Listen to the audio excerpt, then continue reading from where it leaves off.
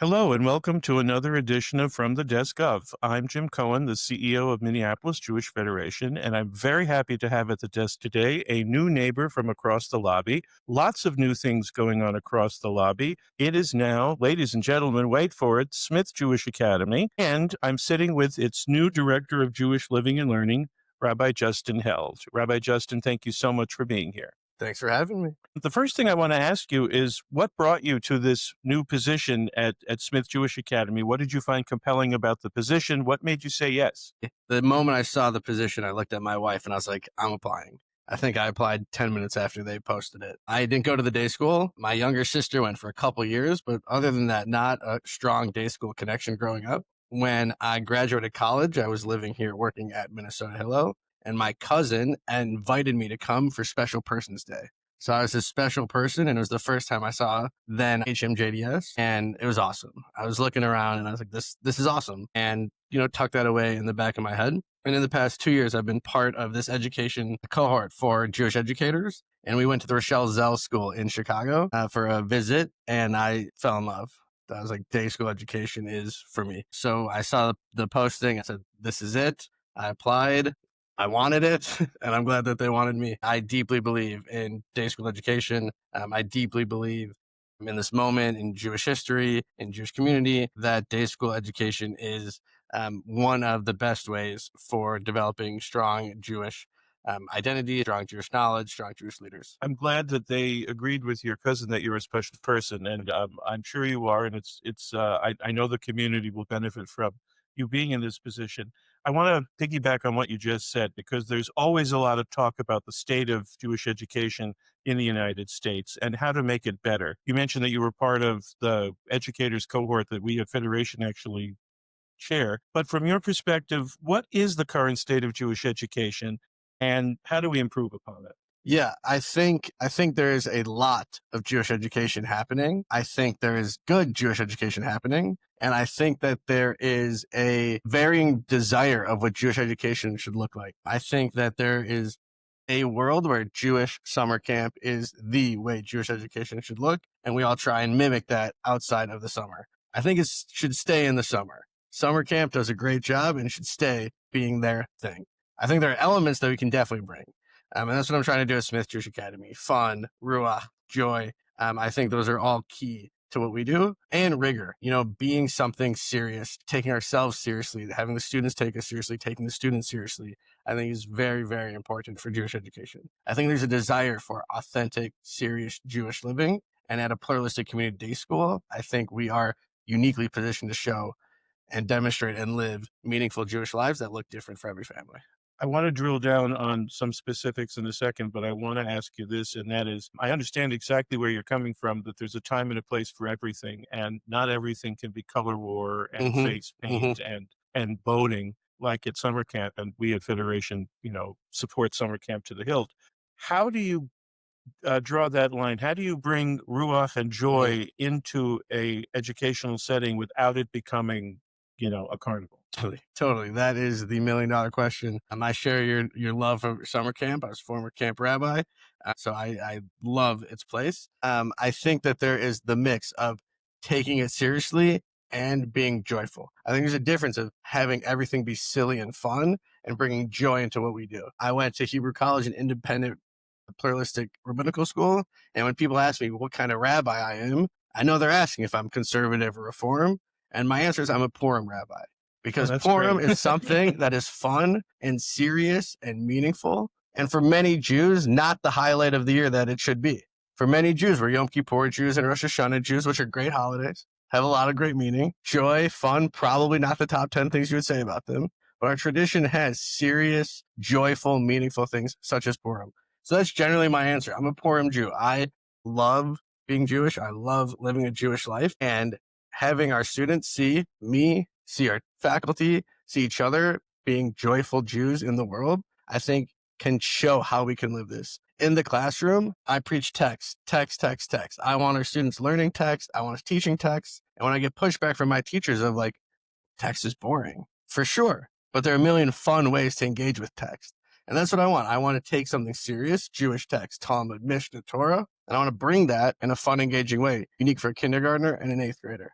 So are there specific I've heard you've got some exciting plans or ideas for the curriculum moving forward. Can you give us a sneak peek as to what some of those might be? Not just well, I assume they're all joyful, but They're all joyful. Yeah. So my style of change management is one of slow patience. So I'm not coming in trying to overthrow everything that's been happening at the Smith Jewish Academy. I really think we have a lot of great things that happen.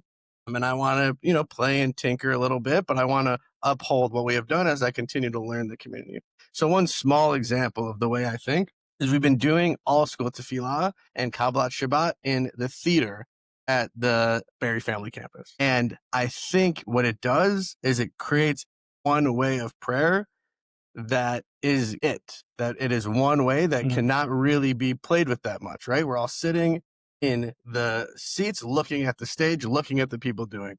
And the way I think is how can we change just the way we're sitting to bring it into a different atmosphere? So how can we move out of the theater and into a room where we're all sitting facing each other? How can we sit in a room where we can maneuver and manipulate with the way the room's set up so that we can do different things, so that we can dance during tefillah, so that we can break up into smaller groups and have different groups having this prayer over here and this prayer over here and learning this one and singing this one. So when I think of change, I think of the little ways that we can just a little adjustment to what we're already doing, the great things we're doing. The Israel trip, our 8th grade Aliyah, I think is a wonderful example of something that we have done new that we can build and grow upon. So I'm really excited to get to go to Israel and to work with the team to refine our itinerary and to bring joy while we're there and have a lot of feelings and emotions and experiences in Israel that we build up to for 9 years yeah. until the kids go. Speaking of Israel, Hebrew language is something that is important to many of us, and I'm curious your thoughts as to how to strengthen and broaden the opportunities that the kids at Smith have to learn Hebrew, to practice their Hebrew. Obviously, the trip is the culmination of Mm-hmm. many years of Mm-hmm. study, and that's fantastic. But before they get there, how do we work on their Hebrew? Yeah, great question. We are not an immersive language school. We are a proficiency school. Our goal is for Hebrew proficiency for each of our learners. What that looks like to me is when they get on the plane in Israel, when they go through security with El Al, that they have that conversation, they get grilled and respond in Hebrew and feel confident doing that. That to me is And since absolute they will success. get grilled, that's a very good thing to Yeah, practice. exactly. They know what's coming. So yeah, we take Hebrew very seriously. Mayan Shoulder, our Hebrew language coordinator, is a wonderful, wonderful partner of mine. Batsheva Berman, Mm. who has been around for 26 years, helped create, is the owner, is the dreamer of our Hebrew curriculum. I have two great partners to bring Hebrew to life. And having great faculty who can do it is very important. Having students who want to do it is very important. And doing it in a way that we can track and measure and assess and show growth is the most important thing that we need to do and that we're going to be doing now. That's great. Right? For a parent to say, my kid's not learning, my kid's not producing what I want them to produce, maybe not sitting next to you in shul, but how can we show, no, your kid's growing, they're moving. Let me show you where they started in 1st grade, where they ended in 1st grade, where they started in 3rd grade. Look at this progression of how far your student has grown. One thing that isn't joyful that I feel compelled to talk about is how we handle the rise of anti-Semitism with school-aged kids. I worry about this a lot. I know a lot of parents at the school worry about it. How do we address it with the kids at Smith without scaring them to death, but to prepare them for the real world? Yeah, I get a lot of questions about how we prepare the kids for when they leave 8th grade as graduates at Smith Jewish Academy. I'm one of the believers of the school that proud Jews are safe Jews. That giving kids, and I'm choking up just saying that empowering our students to be proud of who they are and take what they do seriously. I think people respect when you do something seriously. I think that people in the world take Jews seriously when they take themselves seriously. So raising a generation of Jews who are proud, who are knowledgeable, who care is to me the best antidote we have. I don't want our students to be sheltered in a place that's not going to be a real environment. I want them to engage with the real things. Anti-Semitism, of course, is a real thing that Jews have engaged with forever. So yeah, I think that they absolutely need to know that this is the reality we live in. I think that for our older students to learn about the unique moment we're living in, I believe all the statistics, I believe my lived reality, that it's a different world now than it was when I was growing up in the 1990s. And I think it would be disingenuous of us to not teach our older students about that. And I don't want their identity to be a defender of Judaism or afraid to be a Jew. Right. I want them to be stand up tall, walk out in the world. And I think people respect that. I've said in many settings that if the only thing that binds the Jewish community together is fear, we've lost the battle and we might as well pack up and go home. And that starts at a very early Mhm. age. And so, from my perspective, the ability to synthesize reality with all the aspects and the positives about being Jewish is critical. And sounds like we're on the same page there. Totally. And I'm not surprised because the school is, committed to teaching generations of our kids and generations to come. Speaking of which, I want to ask you a quick question about the endowment campaign that's taking place at Smith Jewish Academy. I know you just got there, but what about it excites you? The plans? There's a lot going on and it's a significant undertaking. So what can you tell me about that? Absolutely. Yeah, I'm just going to put it out there that I started at Smith Jewish Academy and pretty quickly became Smith Jewish Academy. So, not putting anything out there, but who knows what came first? No, we are so grateful to the Smith family.